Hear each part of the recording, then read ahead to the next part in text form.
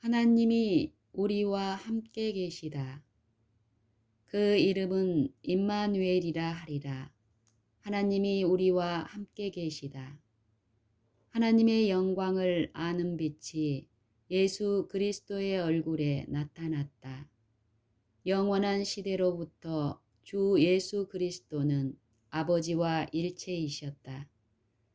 그분은 하나님의 형상이요 하나님의 위대하심과 위엄하심의 모습이며 그의 영광의 광채이셨다. 그분이 이 세상에 오신 것은 이 영광을 나타내시기 위함이었다. 그분은 죄로 어두워진 이 세상에 아버지의 사랑의 빛을 드러내시려고 곧 우리와 함께 계시는 하나님이 되시려고 오셨다. 그러므로 그 이름은 임마누엘이라 하리라고 그분에 대해서 예언되었다. 예수께서는 우리와 함께 계시기 위하여 오심으로써 하나님을 사람들과 천사들에게 나타내려 하셨다. 그분은 하나님의 생각을 들을 수 있도록 한 하나님의 말씀이셨다. 예수께서 당신의 제자들을 위하여 기도하실 때에 자비롭고 은혜롭고 노하기를 더디하고 인자와 진실이 많으신 아버지의 이름을 저희에게 알게 한 것은 나를 사랑하신 사랑이 저희 안에 있고 나도 저희 안에 있게 함이니이다 라고 말씀하셨다. 그러나 이러한 계시가 주어진 것은 이 세상의 인간만을 위한 것은 아니었다. 이 작은 세계는 우주의 교과서이다. 하나님의 놀라운 은혜의 목적, 즉 구속하시는 사랑의 신비는 천사들도 또한 살피기를 원하는 주제로서 무궁한 시대를 통하여 그들의 연구 주제가 될 것이다.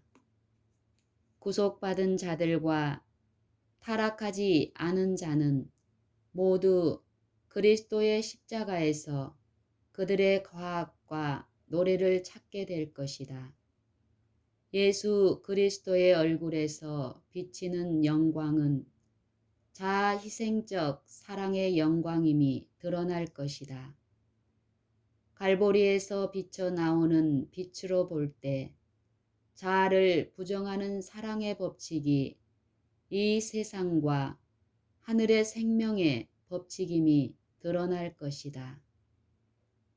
갈보리에서 비쳐 나오는 빛으로 볼 때 자아를 부정하는 사랑의 법칙이 이 세상과 하늘의 생명의 법칙임이 드러날 것이다.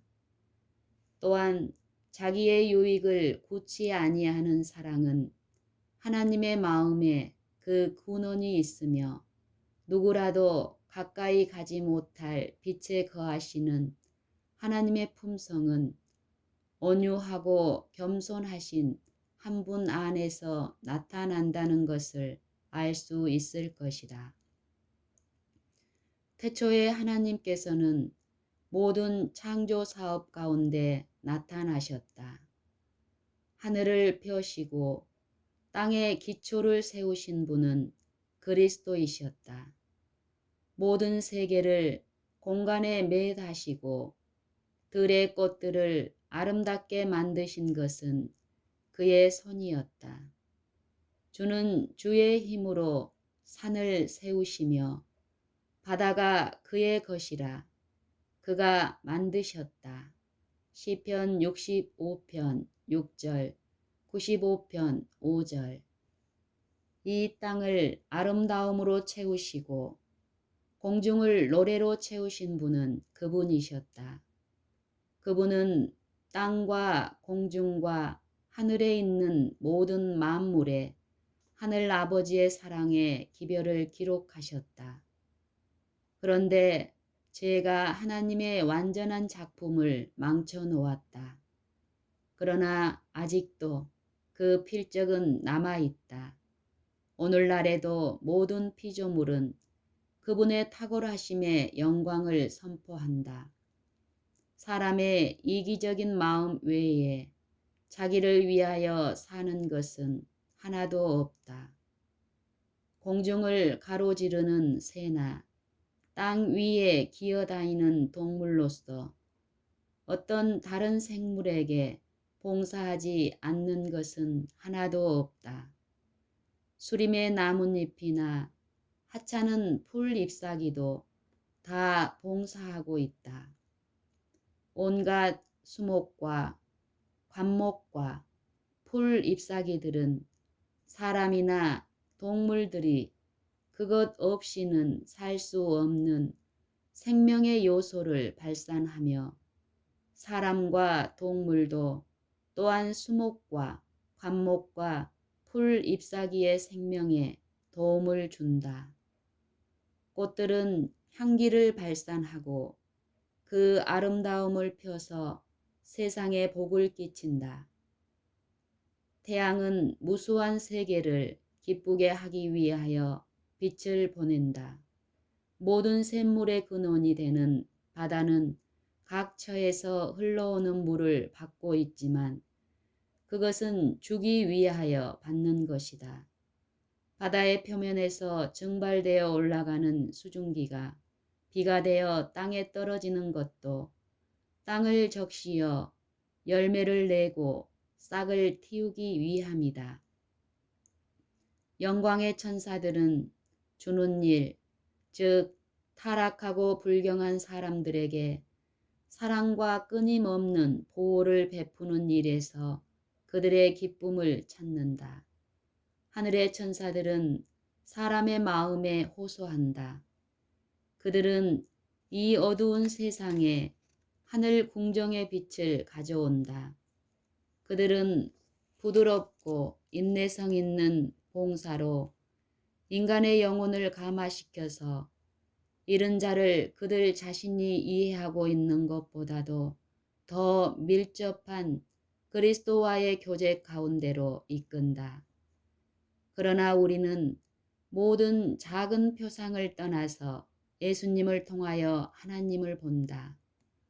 예수님을 바라볼 때에 우리는 주는 것이 우리 하나님의 영광임을 안다. 그리스도께서는 이렇게 말씀하셨다.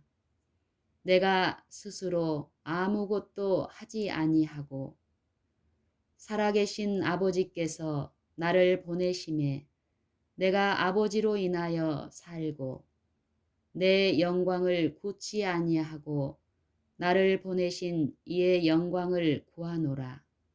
요한복음 8장 28절, 6장 5절, 7절, 8절. 이 말씀들 가운데 우주의 생명의 법칙이 되는 대원칙이 제시되어 있다.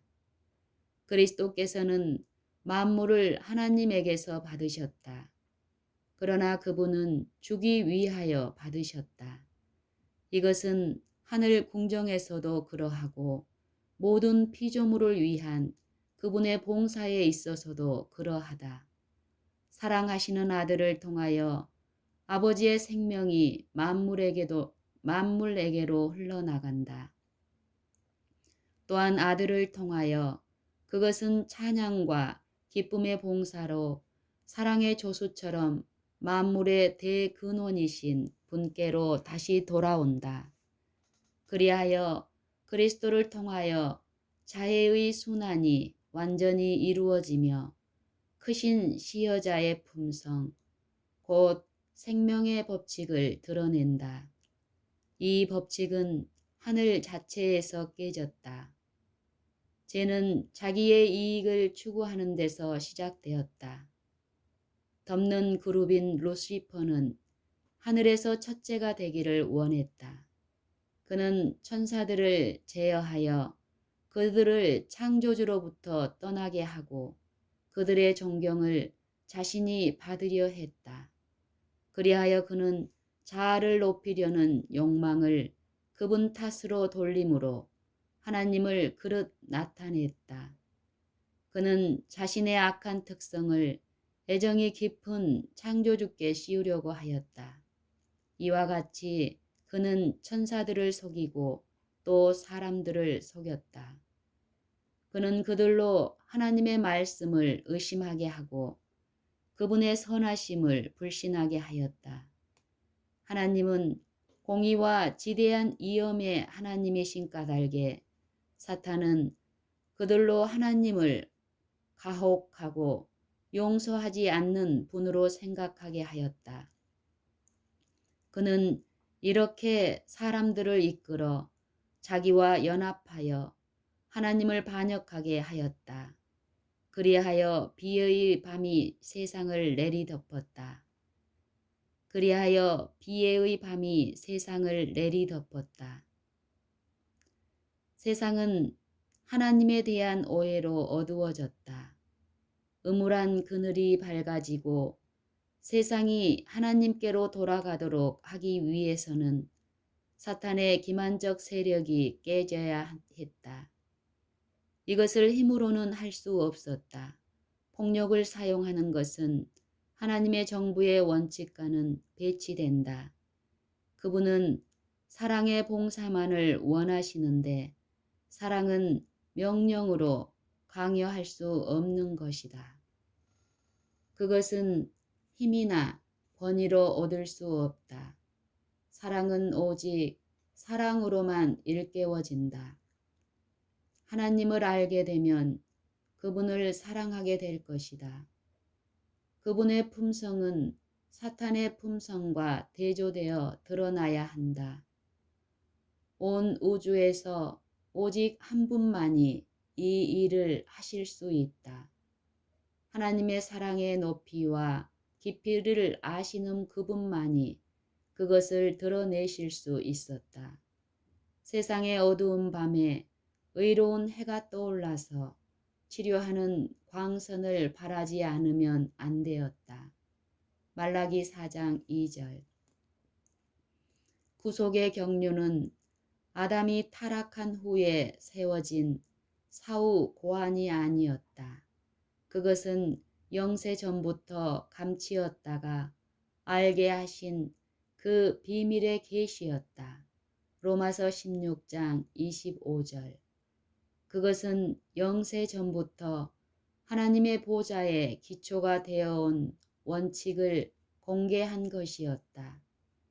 태초부터 하나님과 그리스도께서는 사단이 반역할 것과 그 반역자의 기만적인 권세로 인하여 인류가 타락할 것을 아셨다. 하나님께서 죄가 존재하도록 정해놓지는 않으셨으나 죄가 존재할 것을 내다보고 그 두려운 비상사태를 위하여 대비책을 세워놓으셨다. 하나님께서는 세상을 너무도 사랑하셔서 당신의 독생자를 주기로 언약하셨으니 이는 저를 믿는 자마다 멸망치 않고 영생을 얻게 하려 하심이었다. 요한복음 3장 16절. 루시퍼는 내가 하나님의 뭇별 위에 나의 보좌를 높이리라. 지극히 높은 자와 비길이라고 말하였다. 이사야 14장 13절 14절. 그러나 그리스도께서는 근본 하나님의 본체시나 하나님과 동등됨을 취할 것으로 여기지 아니하시고 오히려 자기를 비어 종의 형체를 가져 사람들과 같이 되셨다. 빌립보서 2장 6절에서 7절. 이것은 자발적 희생이었다. 예수께서는 아버지 곁에 머물러 계실 수도 있으셨다. 그분은 또한 하늘의 영광과 천사들의 경배를 보유할 수도 있으셨다. 그러나 그는 어두운 세상에 빛을 비춰주고 멸망해 가는 자들에게 생명을 주기 위하여 왕위를 아버지께 돌려드리고 우주의 보좌에서 내려오기로 선택하셨다. 약 2000년 전에 오묘한 뜻을 가진 한 음성이 하늘에 있는 하나님의 보좌로부터 울려 퍼졌다. 하나님이 제사와 예물을 원치 아니하시고 오직 나를 위하여 한 몸을 예비하셨도다. 하나님이여 보시옵소서. 두루마리 책에 나를 가리켜 기록한 것과 같이 하나님의 뜻을 행하러 왔나이다. 히브리서 10장 5절에서 7절. 이 말씀 가운데 영세전부터 숨겨져 왔던 목적의 성취가 발표되었다. 그리스도께서는 이 세상에 오려고 곧 육신이 되려고 하셨다. 그분은 나를 위하여 한 몸을 예비하셨도다 라고 말씀하신다. 그분께서 창세전부터 아버지와 함께 가지셨던 영광을 지닌 채 오셨다면 우리는 그분의 임재의 광채를 견딜 수 없었을 것이다. 우리가 그 광채를 보고 죽지 않도록 하기 위하여 그분의 영광의 나타남이 가려졌다. 그분의 신성이 인성으로 가려졌으니 곧 보이지 않는 영광이 보이는 사람의 형체 안에 감춰졌다. 이 큰 목적이 표상과 상징으로 예표되었다. 그리스도께서 그 가운데서 모세에게 나타나셨던 불타는 떨기나무는 하나님을 나타낸다. 신성을 나타내기 위하여 선택된 표상은 외관상 주목을 끌지 못하는 초라한 감목이었다. 이 가운데 무한하신 분께서 감추어져 있었다.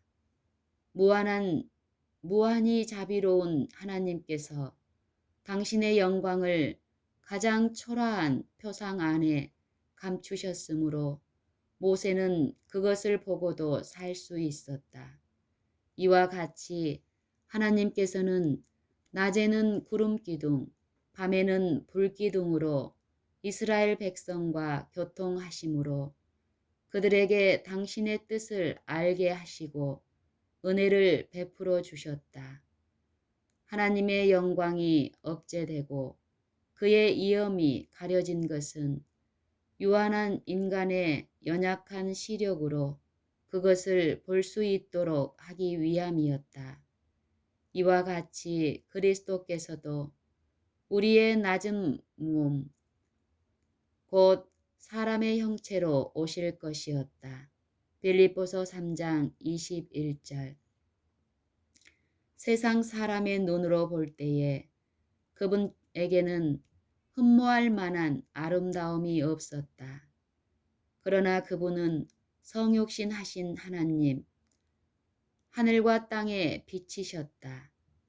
그분의 영광이 가려지고 그분의 위대하심과 이엄이 감춰진 것은 그분이 슬픔과 시험에 처한 인간에게 가까이 나아가시기 위함이었다.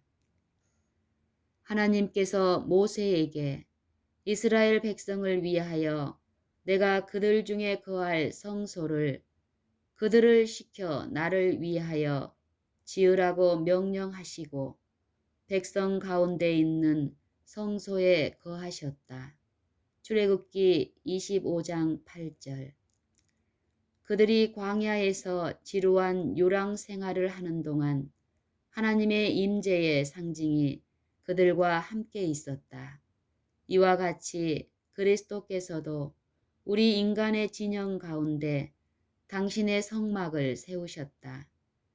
그분께서 당신의 장막 곁에 장막을 치신 것은 그분께서 사람의 장막 곁에 장막을 치신 것은 우리 가운데 거하여 우리로 당신의 거룩한 품성과 생애에 친숙하도록 만드시기 위해서였다.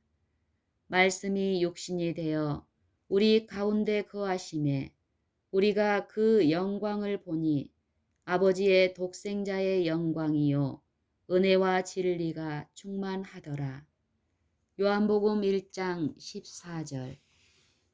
예수께서 우리와 함께 거하기 위해 이 세상에 오셨으므로 우리는 하나님께서 우리의 시련을 잘 아시고 우리의 슬픔을 동정하신다는 것을 안다. 아담의 모든 자손은 우리의 창조주가 죄인들의 친구이심을 알 수 있다. 이는 구주의 지상생애 가운데 나타난 모든 은혜의 교훈과 모든 기쁨의 약속과 모든 사랑의 행위와 모든 거룩한 이끄심을 통하여 하나님이 우리와 함께 계심을 우리가 보기 때문이다. 사탄은 하나님의 사랑의 율법을 이기적인 율법으로 나타낸다. 그는 인간이 그 교훈에 순종하는 것은 불가능하다고 선언한다. 그는 우리 시조의 타락과 그에 따르는 모든 재난의 책임을 창조주에게 지우고 사람들로 하나님을 죄와 고통과 사망의 창시자로 여기게 한다. 예수께서는 이런 기만을 폭로하실 것이었다. 그분은 우리 중 하나가 되어 순종의 모본을 보이실 것이었다. 이 일을 위하여 그분은 인성을 취하시고 우리의 삶을 체험하셨다. 그러므로 저가 범사에 형제들과 같이 되심이 마땅하도다. 히브리서 2장 17절. 만일 우리가 예수께서 겪지 않으신 어떤 일을 겪어야 한다면 사단은 이 점에 대하여 하나님의 능력이 우리에게 충분하지 않다고 주장할 것이다. 그러므로 예수께서는 모든 일에 우리와 한결같이 시험을 받으셨다. 히브리서 4장 15절. 그분은 우리가 당하는 모든 시험을 겪으셨다.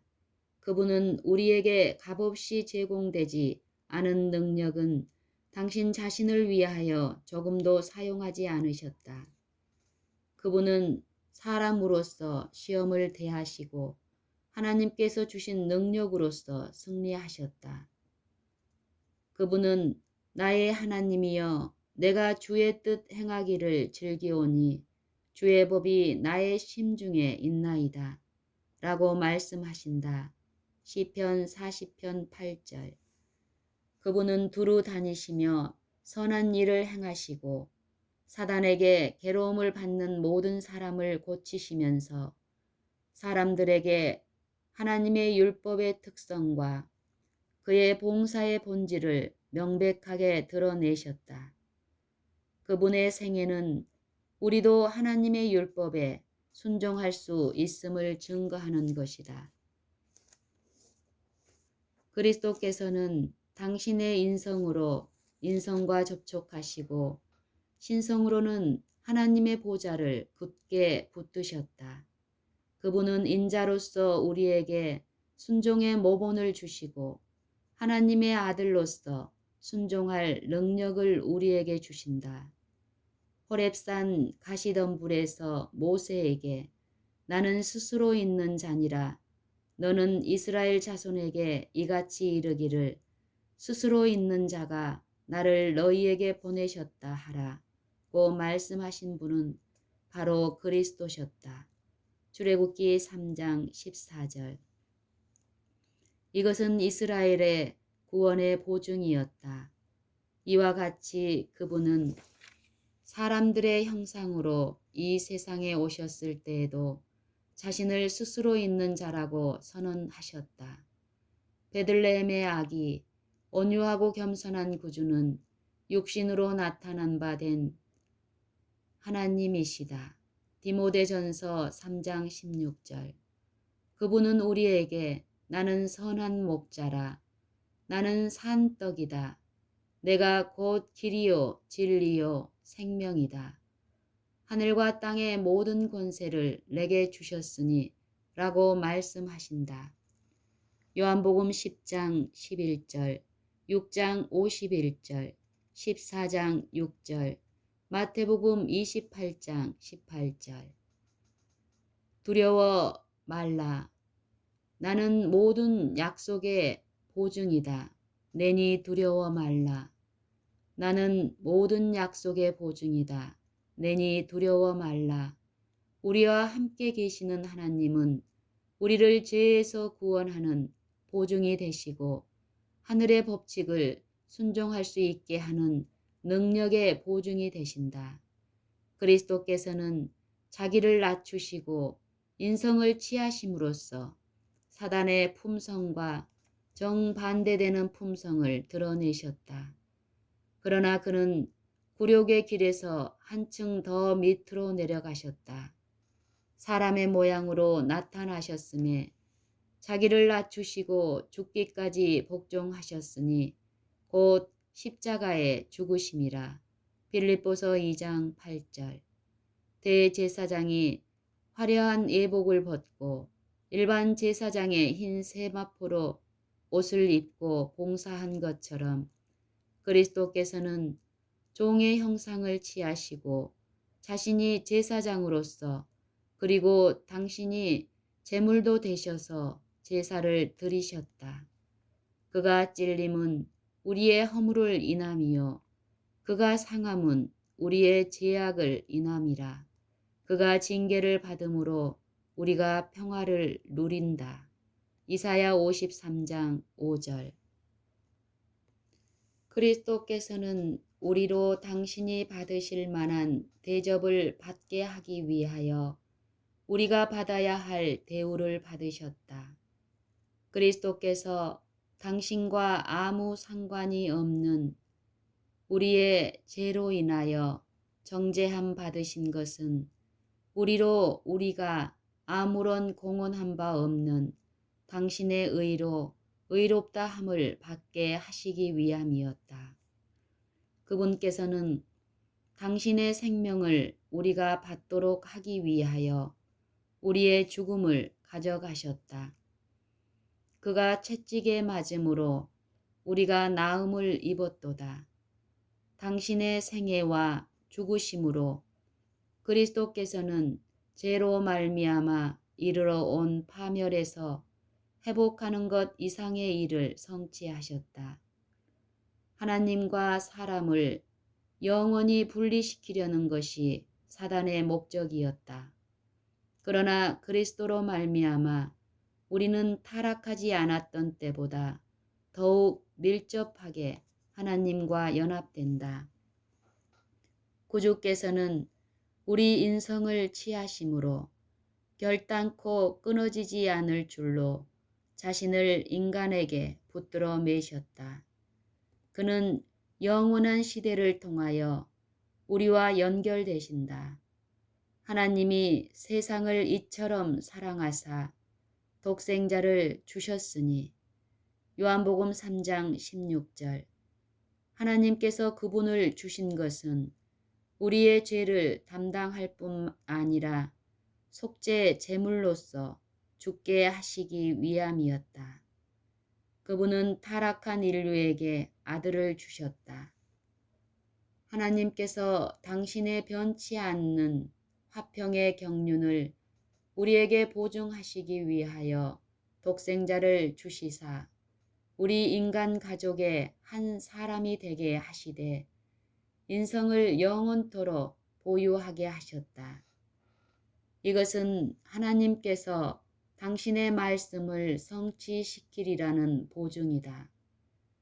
이는 한 아이가 우리에게 낳고 한 아들을 우리에게 주신 바 되셨는데 그 어깨에는 정사를 메었다. 하나님께서 당신의 아들에게 인성을 취하게 하시고 그 아들을 가장 높은 하늘로 옮기셨다. 우주의 보좌에 함께 앉으시는 분은 인자이시다. 이름이 기묘자라 모사라 전능하신 하나님이라 영존하시는 아버지라 평강의 왕이라 고 불리실 분은 바로 인자이시다. 이사야 9장 6절. 스스로 있는 자는 하나님과 인간 사이에 중재자가 되셔서 양척 사이에 손을 얹으신다. 거룩하고 악이 없고 더러움이 없고 죄인에게서 떠나 계시는 그분은 우리를 형제라 부르기를 부끄러워하지 않으신다. 그리스도 안에서 이 땅의 가족과 하늘의 가족이 연결되었다. 히브리서 7장 26절, 2장 11절. 영화롭게 되신 그리스도는 우리의 형제이시다. 하늘은 인성 속에 모셔지고 인성은 무한하신 사랑의 품 안에 안긴다.